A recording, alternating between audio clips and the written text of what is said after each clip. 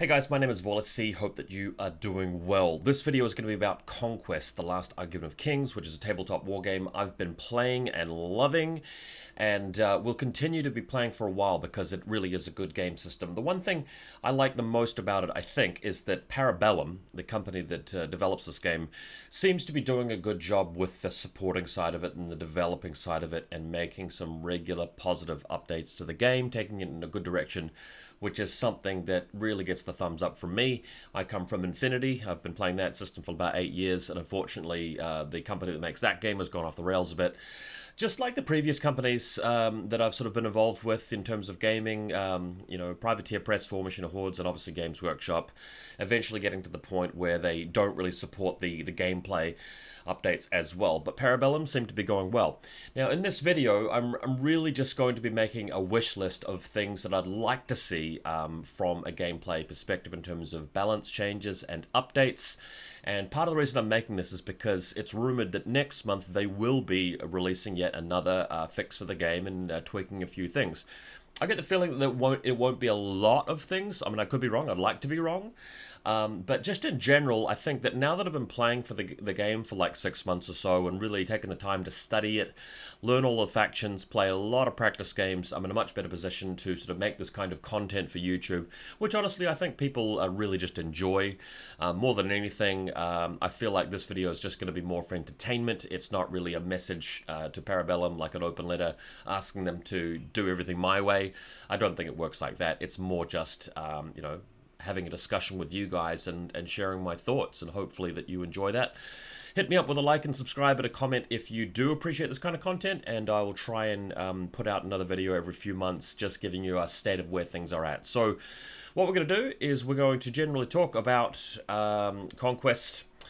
We're going to go through each faction, and I'm going to tell you a few of the things that I would like to see changed for this game in the future. And look, if they even did 10% of the stuff, I would be more than happy. I seriously would.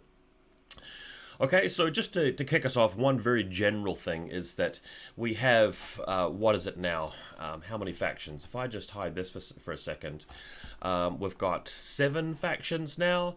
So what they've been saying that they'll be doing is releasing 1 new faction per year. I think it is roughly that. We know that Sorcerer Kings is the next one, so the update next month might just be purely Sorcerer Kings stuff without many tweaks to the rest of the factions. I'd be a little bit disappointed if they didn't change much to the other factions, but that could be what we're up for. Either way, they look like they're going to be adding more factions rather than deepening the existing ones. That's something that I'm a little bit uncomfortable with. I really do feel like once you've spent a bit of time with each faction, there is a bit of a limit at the moment to how much depth and variation you can get out of them. Each of the current factions, I feel, do need like 1 more regiment and 1 more character choice, new warband choice, to give them a bit more list building diversity. And sadly, some of the factions at the moment, they will probably be tweaked and changed, but at the moment they sort of feel like they're a bit pigeonholed. They're a bit cookie cutter. There's kind of like one way to play them and one way to play them only from a competitive standpoint, and we will get to that. So my main comment is that I'd like to see a bit more depth and a bit more love and a bit more variation for the existing factions at the same time that they're adding a new one each year. I know it's a lot to do, but if it was my company, I would definitely prioritize the existing stuff, because let's face it, they've done a great job on these factions. They are interesting and characterful and diverse, and they play differently, and there's so much more room in them, in my feeling. So let's have a look at some of these, and we'll start with the Hungry Kingdoms, which is my favorite faction and the one that I've spent the most time playing and studying. And they're in a good place, to be honest. There's a few different ways you can build 100 Kingdoms viably. You can go for the all-mounted army, or you can go for the infantry-only army, which is arguably better. The meta way to play it at the moment, I think the strongest list you can really do is the Seal Temple, Seal Temple, Seal Temple. This unit is just coming out at the moment, and then you take 2 units of Order of the Ashen Dawn. You make them 5 wide because that's a really good frontage to connect with the enemy, and you have standard bearers and everything. I mean, go up and add them to the Order of Seal Temple, and then you will almost always take this Imperial Officer. Everybody just loves these crossbows, and Steel Legion are also the other unit that are really, really effective. So you could take like a massive one, or just some sort of variation of this build, if you know what I'm saying. So if I took 2 units of 4, for example, and add the Drill Master, this is sort of like a meta way of playing 100 Kingdoms, or at least some sort of variation of this, where you're just going for the most undercosted units you possibly can and just crushing them with the value you're getting out of that. And that is a little bit boring. What we're hoping will happen, and what we are suspecting will happen, is that this unit, the Order of the Ashen Dawn, will get nerfed. It's too cheap for what it does at the moment, because you know, its stat line is absolutely incredible, and it's just so tough in close combat because of Blessed. Obviously the Supremacy turn will give you Hardened on 1 turn for the Ashen Dawn as well, and with 2 units of 5, that's just so hard for them to deal with. And the thing is that most units in the game either are good at defending or attacking, but not both. But these guys just absolutely slam. They slap pretty hard in both particular roles. So what we'd like to see is these things coming down a little bit, because when you go for the orders over here, they've set it up in such a way that no matter which priority commander you take, there's only one mainstay choice, and then there are 4 restricted choices. Again, this is regardless of which priority commander you take. So if you take the Crimson Tower one, or if you take the sword guy, again, they can only have one mainstay option, and that means that you're always going to be unlocking one kind of restricted unit. You're going to be, well, you have 4 options is what I'm trying to say there, but you'll always choose Order of the Ashen Dawn because they are so much better than the alternatives there. Order of the Crimson Tower, unfortunately, is probably the weakest regiment in 100 Kingdoms at the moment, and I didn't want to believe it. Like, there were like a couple of camps of people when I first started this game, and there were the people who were like, no, Crimson Tower are fine, and then there's the other camp where people are like, no, they're bad. And I was in the fine camp for a while until I played a lot of practice games with them, and I realized that they just, I mean, although they can hit hard, the problem with them is that they are expensive for what they do, and they just don't survive at all once you get in there. They have 4 wounds, and that's it. So after thinking about it quite a lot, the change that I would make to them would be to give them +1 wound. And that might sound a bit weird, because you normally think of other things when you think of Order of the Crimson Tower, but adding +1 wound would sort of bring them a bit more in line with the orders in general. Like if you go Order of the Sword, they have 5 wounds because they're sort of like the elite of the 100 Kingdoms. And the Crimson Tower, I don't see why that's not the case for them as well. Like, it's fine for Household Knights to have 4 wounds, but Crimson Tower, I just don't see why they don't have 5. And that just gives them a little bit of stickability after they've made their charge. They then get swamped and countercharged by enemy troops, and you just get a little bit more mileage out of them.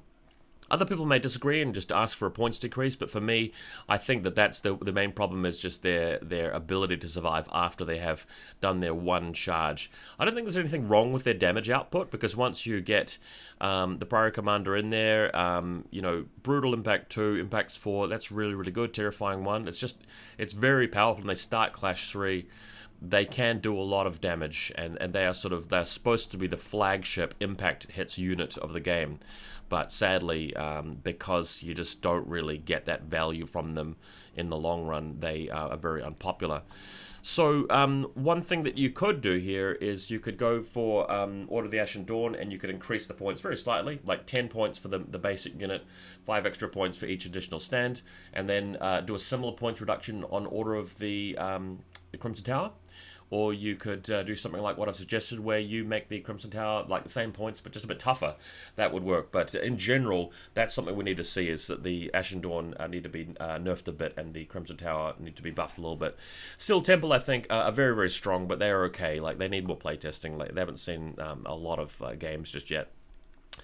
Now, the other thing about 100 Kingdoms is that the Imperial Officer is just ubiquitous in every army list, because Rapid Deployment, which is a supremacy ability giving all of the infantry vanguard, is just so incredibly good, because it just applies to the entire army. And you can even build these, goblin-style lists where, you just have like 4 different characters and like 12 to 16 regiments, and they all have vanguard, and it just gets a bit nutty. In general, one thing I've been hearing from other players is that character abilities where you're the warlord, where you give the entire army some sort of buff, those abilities are more popular than other ones because you get more value out of them, and it just makes the smaller ones a bit more redundant.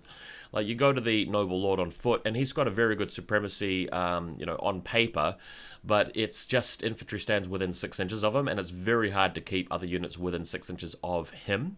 So that's why this ability is not considered very good.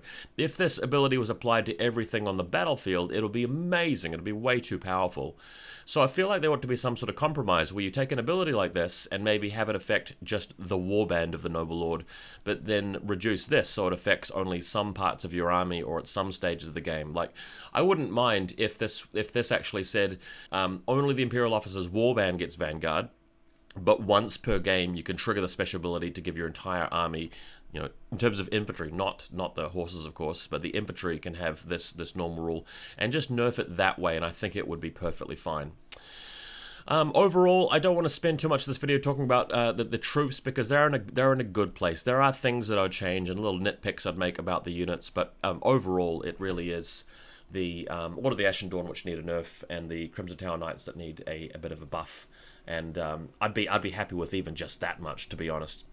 So let's go and have a look. Another faction here, which would be the Spies. I'm going to spend a very, very short amount of time on this faction because these are the guys that I've like studied the least, and I don't really have as much stuff to say about them. And I also think they're in a pretty good place at the moment. Like, they're a really interesting faction. The Mimetic Assassin seems to be the one character that's a little bit unpopular, so that character in the long run might need a bit more of a tweak. But the character that I want to talk about mainly here is the Lineage Highborn. In terms of competitive spies, it does seem like the supremacy ability, Legacies of the Ark, is the one that you sort of gravitate to. And even though there's a lot of like army rule choices and other characters you can take, and of course the High Clone Executor has a very powerful supremacy ability where you activate 3 cards, it really is the Highborn that people typically take in tournaments, because when you are the Warlord here and you've got Legacies of Ark, it means that your mutations are free. You connect 3 of them, and everybody just like gravitates to the same 3 ones. So Aura of Death 4 for your entire unit. That's nutty. It's absolutely crazy. Ferromantic Override, of course, is just like one of the strongest things in the game. You give a large unit of brutes a free action, and they could even use it to charge or to clash, which is crazy. And then Command Pheromones with the +1 resolve. That is just straightforwardly good when you're trying to keep your unit of Avatara or your Incarnate Sentinels alive, because they're Resolve 3, Resolve 4, and going up to Resolve 5 just is needed to get more value out of them. But let's just say we don't take that this is the Warlord and this guy's the Warlord instead, and you've got, you know, the High Clone Executors being the boss here. Well, the thing about that is that these mutations are very expensive. If we go 60 plus 35 plus 15, that is 110 points. So, you know, you're talking about selecting him as a Warlord gives you 110 points worth of army stuff. And the other problem with it is that when everything's free here, you're never going to pick the other ones. It's always just going to be the same version of the Legacies of Ark. So I almost feel like the better way to do this would be to say, you know, you can pick 4 of them or something, and you get a 5-point discount on each of them, or just some other kind of reduction, because otherwise, you know, you go straight for the 60-point one because it's the best one possible, and you get the most discount on it mathematically. And it just makes the game a little bit more boring, and it makes list building just less interesting if you're a Spires player compared to what it could be. I'm not saying like list building's bad or boring or there's like a serious problem here. I just feel like they can do better on this particular point. And it wouldn't really take much, just a little bit of a rework for Legacies of the Ark. Everything else in Spires, you know, experienced Spires players will know what needs to be better or worse. I just don't really want to comment on the faction at this point because I've sort of made my main point about what's most significant, to be honest. So we'll turn our attention to Dwegom, and sadly, I hate to say this, but Dwegom is probably the worst designed faction in this game at the moment, in the sense that the Tempered Sorcerer, even though it's been nerfed a couple of times, is still almost like the only way to build your army and actually to have a competitive Dwegum list. The Steel Shaper's Supremacy is kind of good. The Reg's Supremacy is kind of interesting, and having the Ironclad Drake, that's all good and well.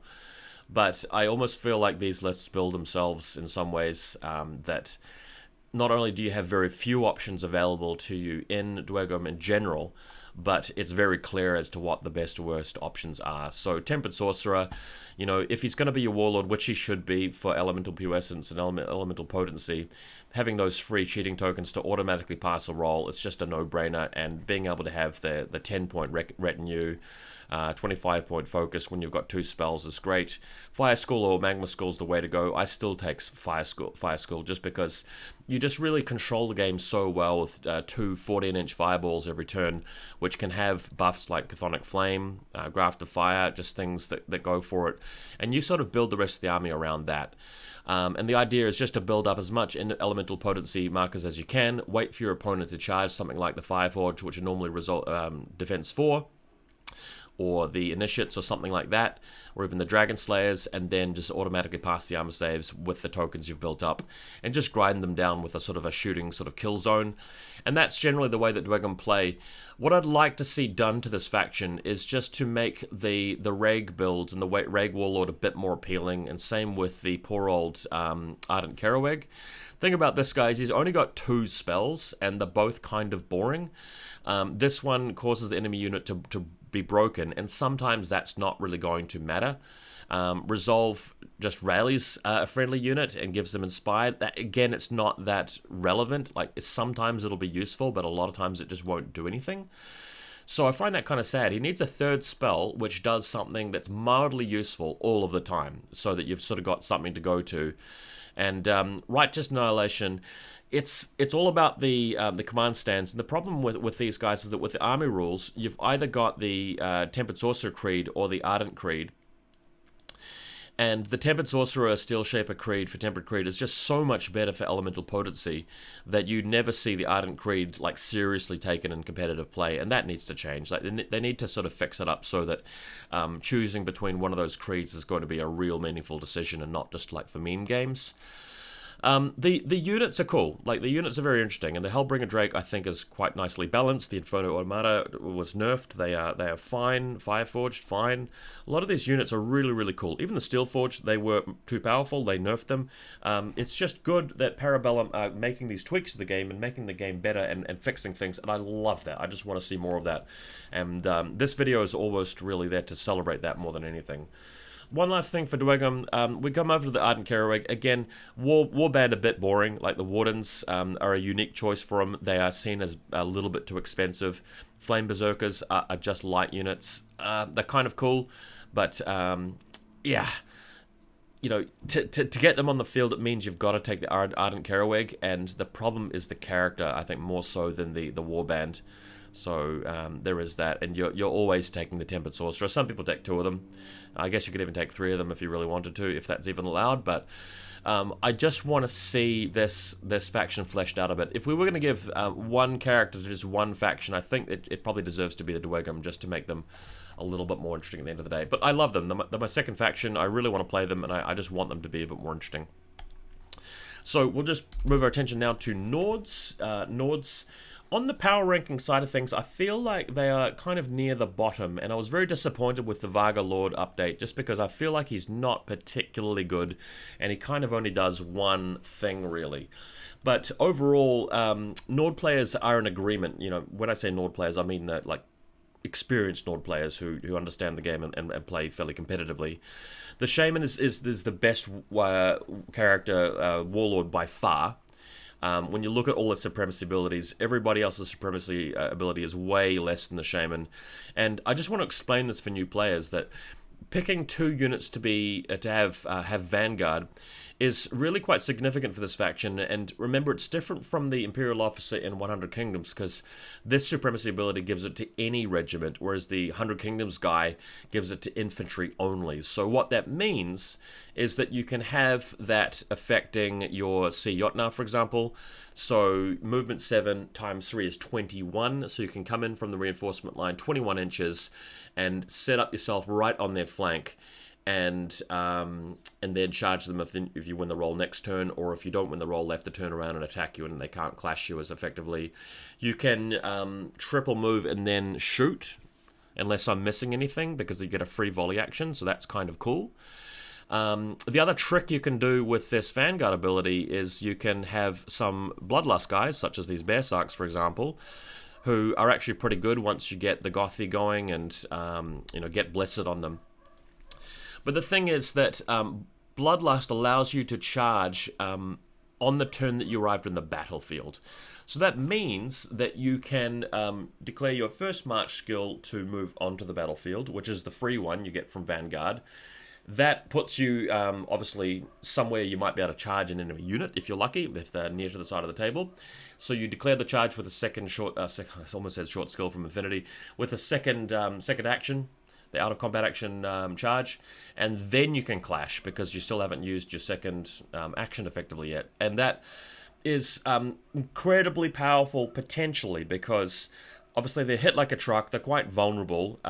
You can actually attack before your opponent has a chance to attack you, and if they're clever and they're trying to avoid it, then at the very least you're preventing them from using the flanks of the table and putting anything on the side of the table. So that becomes extremely, extremely strong. So when you think about that, the Shaman just becomes this unit that you always have to take, and the retinue and the other abilities you can have aren't bad, like having access to Runes of Fate, which is my favorite one. Tenacious is a really awesome ability to have for a unit. One pass save every turn is kind of amazing. So what really has to happen, in my view, with Nords is that the other characters need to have better supremacy abilities to keep up. When you look at what the Jarl does, there's a variety of things that he can do there, but they're all kind of weak source. Like, getting flank charges and rear charges is kind of hard. Having light regiments with a character stand that's also light seizing territory, well, there are other ways to seize territory. There are other ways around that if you want to pick up points. And opportunists, yeah, it is good, but it's nowhere near the level of utility that this one does, because you can use this all game, every game. It's really, really, really helpful.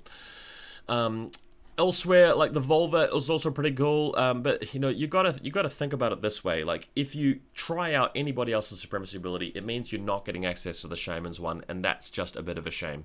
I don't really think they should weaken the Shaman's one, because I think Nords wouldn't be powerful enough if they damage it that way. Like, Nords is probably the second weakest faction at the moment. Hope that changes. I feel like City States is the lowest, but they just need to get the other options up to the same speed as the Shaman. In general, I don't really want to sort of talk about buffing and nerfing Nord units too much. I feel like they're an early game faction, and their units just don't keep up with their enemy elite choices very, very easily. But that might be different once these heavy infantry units do eventually hit the tables and get released in the long run. They still have some beast packs and stuff which aren't out yet, and once the Nords have got access to those, that will make them a bit more interesting in the late game and give you that option to play that style of Nords. So really, I just feel like the supremacy abilities could use a bit of a buff to make the faction a bit more interesting to build lists for. Next, we're going to talk about Wadroon, which is like one of my other absolute favorite factions to play, especially on TTS, because in terms of gameplay, they are awesome. A few small gripes about this problem, though. The Chieftain is far and away the best Warlord choice, because, again, he's got this thing which gives everybody shock the entire game, no matter where he is, and it's all the warbands at once. So having the Chieftain there with the shock assault thing is just mandatory, and it's a shame because the other characters have cool supremacy abilities that are interesting, but I'm not even going to bother talking about them because the Chief is the only way to go if you're playing Wadroon like competitively at the moment. The Foot Chief is probably the weakest version of the Chief. Like, the Thunder Chieftain is the next best one, but the ultimate one probably is the Chief on the Tontor. The Tontor is just a bit too powerful at the moment. He can have this item called Mantle of the Devoted, which is like 30 points, and it means that the regiment that you're attached to gets Fanatic, and we'll talk about that in a second. It's to do with the chanting and the army rules. But the Tontor has Bellowing Roar, which means that it always follows the cult of Conquest. And if the Chieftain goes and picks this mastery here, Tontor Rider, it means that you can select a Tontor in your warband to be riding. Self-explanatory there. So what happens is that, let's say you've got one token already chanted, like the Chief has chanted for war, you've activated him first, then you activate the Tontor. The Tontor chants for Conquest. It basically has 2 tokens in the stack at that point, but of course Mantle of the Devoted, which has been provided to the Tontor giving a Fanatic, means that you count the 2 tokens as 3 tokens effectively, and that's the maximum thing, which means that he can move 9 inches because the Conquest thing is going to give him +3 March to his first activation, and then he can charge with the next one, so he's gone 9 + 6, that's 15 plus D6, so 16 to 21 effectively. And then because of this tier 3, using the Fanatic rule, he can just do another action, so he can clash. So what happens there is the Tontor will come in with Impact 6, and then it's got 16 attacks with Inspired and Relentless Blows and Cleave and Line Breaker, so it does all of that damage. And then the Chief attacks with his 5 attacks at his class 3. He's getting Inspired, he's getting Shock as well, the Tontor's getting Shock as well, and then you trample them with Trample 10. And that just becomes so extreme. So what needs to be toned down here, I feel like, is maybe the Chieftain's Supremacy ability. Maybe the Tontor. In fact, most people agree it is the Tontor that is too powerful at the moment, and possibly Mantle of the Devoted. Maybe not all of those 3 things at once. Like if they only fix the Tontor but leave the Mantle the same, leave the Chieftain Supremacy ability the same, I'll still be celebrating. I'll still be grateful and thankful that they do that. I still think all 3 of those things are an issue. Like if you put Mantle on a unit of Thunder Riders, or even like Braves, or anything really, Raptor Riders, it just is, for 30 points, it's such a huge buff. Because if you go and look at the army rules, let's say you're chanting War, which is the most popular type of chant, it becomes trivially easy to get to tier 3 every time you activate that unit. So you're getting +1 defense, +1 resolve, and cleave, and blessed, and counterattack. And that 30-point item is ensuring that your big buffed unit is just getting all those 3 stacked up every single time. So I just feel that's a bit much. So with Wardruna in general, that's what I would change. In terms of buffs, it's hard to see anything here that really needs much changing. I just think that Wardruna are an excellent faction. They are just so powerful, and I don't really even feel like anything is too weak. The Tontor really is the only thing which is too strong. Maybe the Thunder Riders, like it's a bit extreme when you've got the Thunder Chief in there. I think he gives them like, what does he give them? The Thunder Chieftain has got something called Ride the Lightning, which gives them all flank. That's actually very powerful, and Shock Assault. You can even give them either double time or a Flurry. It's very, very strong. I do feel like, you know, the Thunder Chieftain and the Thunder Riders could get a little bit of a nerf, a little bit of a tweak down. But look, so long as they just pick one thing, like if they pick his Supremacy ability or just pick the Tontor and just like file it down a little bit, I'll be happy, right? I'll be okay with that. So let's move on. We'll go now to the Old Dominion. A lot to say about these guys. I also love the Old Dominion as a faction. I think they're really, really cool. So first up, let's talk about the Fallen Divinity. The thing about the Fallen Divinity is that it sucks up all of the dark power, and it means that the rest of your faction doesn't really get to tier 2, so to speak. So what you're supposed to do is you're supposed to take units that don't really need that extra dark power as much. Like the Canaphores, for example, Memories of Old gives them Flawless Strikes, which they don't really need. Like they start with Blessed and everything else. So the way to build the Fallen Divinity is to take units like that, that don't particularly need the help, and then Legionnaires just to let them die and make the Fallen Divinity really powerful.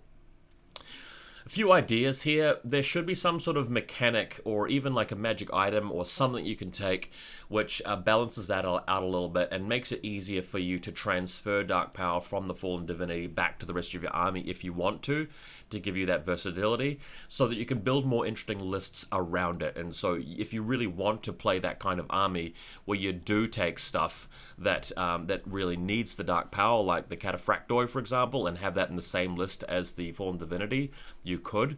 One idea that we had was to, you know, have the big walking mausoleum, whatever it's called, So it's the Profane Sepulture here.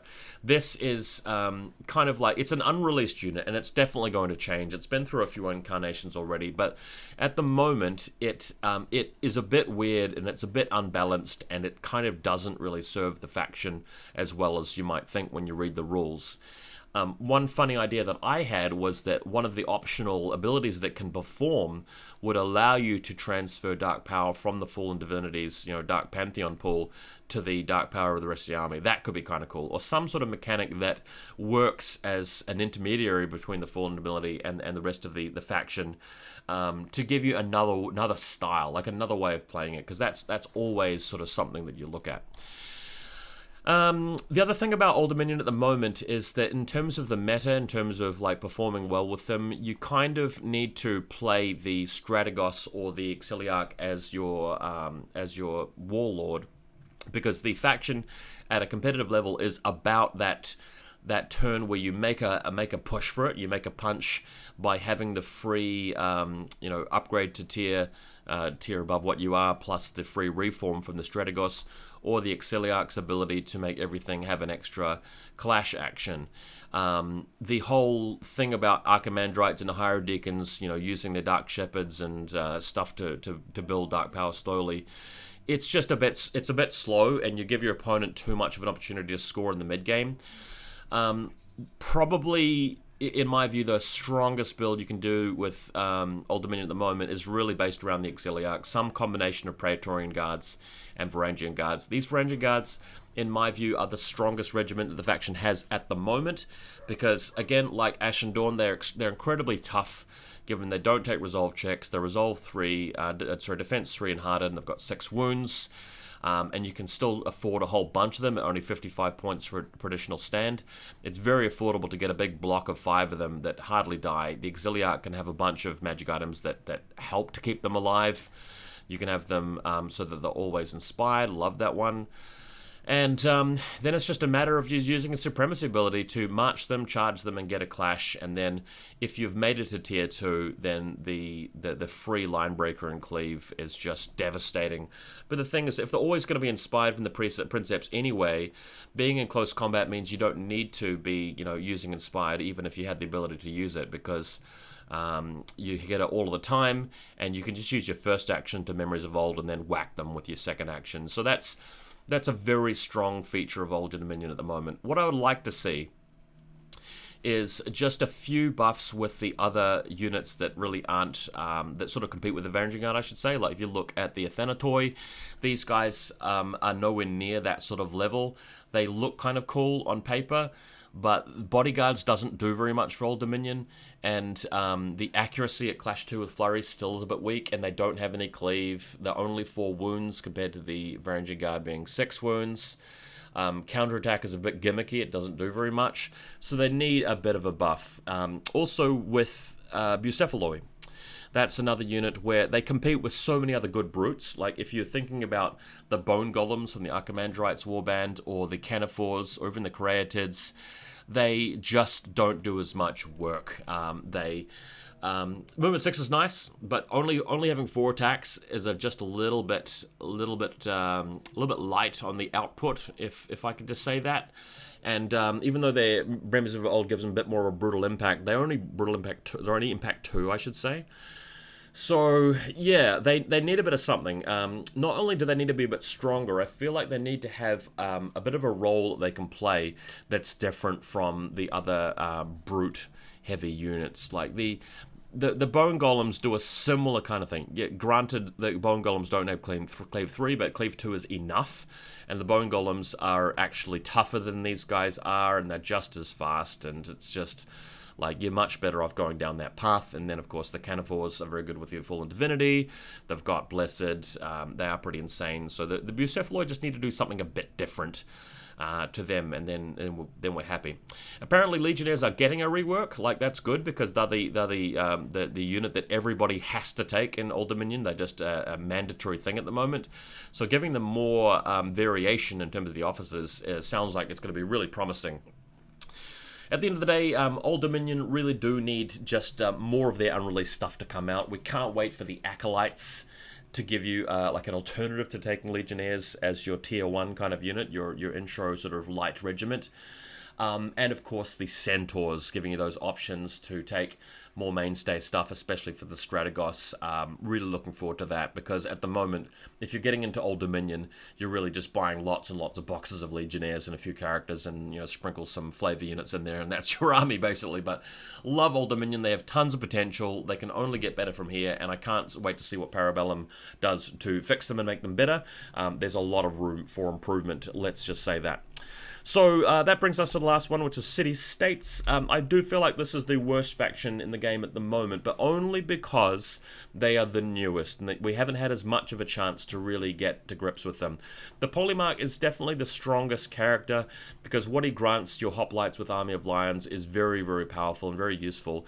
It does get a little bit boring though. Like, you have your hoplites, you add the Dorolades, you add the auxiliary stand for the cow, and then you buff this guy up with a bunch of abilities, and you send this unit out as your big mainstay unit, which does a lot of the work. Only problem is that it's a very beatable unit, and it can be very predictable with phalanx, meaning that you can't charge more than 8 inches total, because your march value is march plus 3, so it's 5 plus 3. So opponents can quite easily stay out of range and just prepare for you very well. If this unit gets charged in the flank, they're going to get demolished, because you lose phalanx and shield. From something through the front, which has a lot of cleave, that could be quite painful for them. In the long run, going up against like Praetorians or Bone Golems, they eventually do lose against the elite regiments like that. So it's quite hard for city-states at the moment to get all that done, but they're getting better. Like, the Selenoids are coming out, giving them a bit more game with a light sort of early part of the stage of the game. Some people were playing just mediums up until that point. The Hephaestion is not bad. I think this sort of suffers from the same issue that the Nord giants do, where at 14 wounds they do become quite killable. Granted, they are a little bit tougher than the Nord giants, so that is good, but they're nowhere near the level of like the Tontor, for example, where it's just sort of like this broken, overpowered beast that's dominating the meta at the moment. They don't quite get to that level, but they are well designed. They're quite well balanced, so I don't really mind where they're at. I honestly wouldn't actually make any changes to city-states. I would just, just wait for the rest of the units to come out.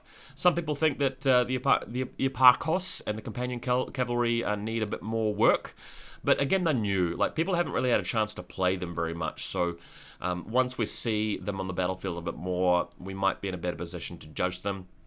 With Dread, that's normally like a 40-point upgrade for a lot of other factions to get an ability that does that, so bear that in mind. That can be quite good, but sometimes less is more, and I will just end this video by saying that yeah, if I was in charge of Parabellum, I would look at factions like Dwegum, which need a lot of work, and I wouldn't make any changes to city-state at this point in time.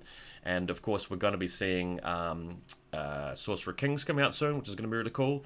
And there have been a couple of regiments removed from some factions, like 100 Kingdoms lost this unit called Court Squires, and they said they were going to bring them back with some changes. So that gives me hope that they're going to introduce more variety and depth into existing factions, like what I want. And with Nords, they took away one of their beast packs that was an unreleased regiment that hadn't seen the light of the day, and people were like, oh, why'd they do that? It's probably because they're reworking it and redesigning it and just making the other beast packs more interesting. So I really can't wait for that. Alright guys, hope you enjoyed this video. If you got something out of it, leave me a like and a comment and a subscribe and all of that good stuff. And I'll hope to see you back in 2024 with a lot of bat reps and more videos like this, analyzing the game, and we'll have a chat about it. Catch you later.